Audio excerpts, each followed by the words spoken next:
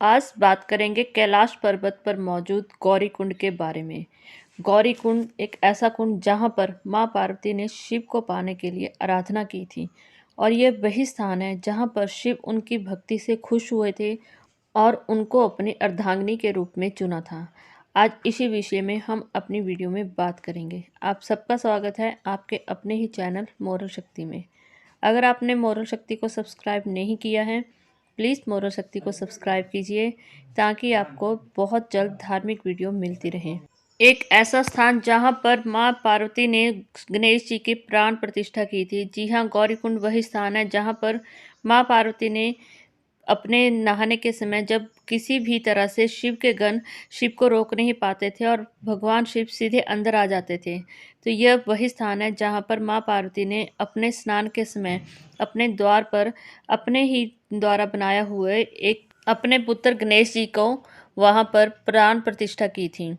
जब भोलेनाथ ने गुस्से में आकर श्री गणेश जी का वध कर दिया था, उनका सर धड़ से अलग कर दिया था, तो माँ पार्वती ने वहीं पर ही भगवान भोलेनाथ से गुहार लगाई थी कि वह उनके बेटे को फिर से जीवित करें।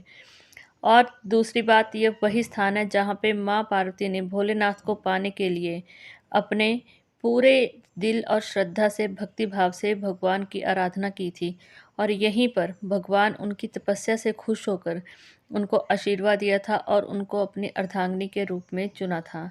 इस स्थान की एक और मान्यता यह है कि आध्यात्मिक के साथ जुड़ा होने के कारण यह बर्फबारी के लिए भी बहुत प्रसिद्ध है। इस स्थान पर बहुत ज़्यादा बर्फबारी होती है और यहाँ पर हिंदू पर्यटक बहुत ज़्यादा मात्रा में इस झील को देखने के लिए आते हैं और इस झील को एक पवित्र स्थान और तीर्थ स्थान के रूप में माना जाता है। यह कुंड मंदाकिनी नदी के नाम पर स्थित है और मंदाकिनी नदी के नाम से भी जाना जाता है। समुद्र तट से लगभग 2000 मीटर की ऊंचाई पर स्थित यह कुंड लोगों के दिलों में श्रद्धा और भक्ति का भाव रखता है। केदारनाथ मंदिर के लिए ट्रैक करने वाले पर इस मंदिर को आधा शिविर माना जाता है। यहाँ पर गौरी मंदिर के साथ साथ गौरी झील भी प्रसिद्ध है।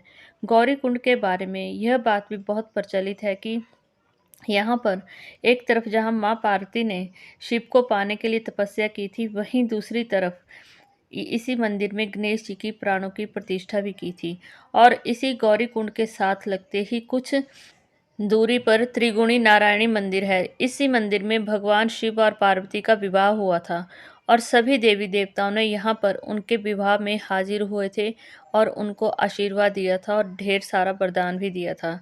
इस मंदिर की खास बात यह है कि त्रिगुणी नारायण मंदिर में जिस समय महादेव और पार्वती की शादी हुई थी, जो उस समय हवन कुंड जलाया गया था, वह हवन कुंड आज भी वैसा ही जल रहा है। वह ज्योति वहाँ पर वैसे ही प्रकाशमान है जो ज्योति उस समय विवाह के समय पर थी।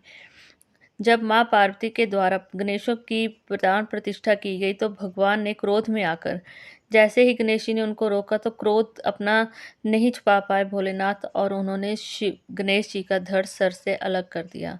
जैसे ही माँ पार्वती आते हैं और शिव जी से अपने बेटे का फिर से जीवित होने का वरदान मांगते हैं, तो भगवान शिव फिर से गणेश को जीवित करते हैं। इसी स्थान की खास बात यह है कि यहाँ पर इतनी ज़्यादा बर्फबारी होती है, फिर भी लोग यहाँ पर आने से चूकते नहीं। सबसे अच्छी बात, मार्च से लेकर नवंबर महीने में इस स्थल के बहुत ही भव्य दर्शन होते हैं और बीच में 2-3 महीनों के लिए यह स्थान बर्फबारी के कारण जाने योग्य नहीं होता है। रास्ता बहुत ही ज़्यादा खराब हो जाता है। आप इस कुंड के बारे में क्या पहले से जानते थे? अगर आप इस कुंड के बारे में जानते थे तो प्लीज़ कमेंट करके अवश्य बताएं आपको इस कुंड के बारे में और क्या जानकारी पता है।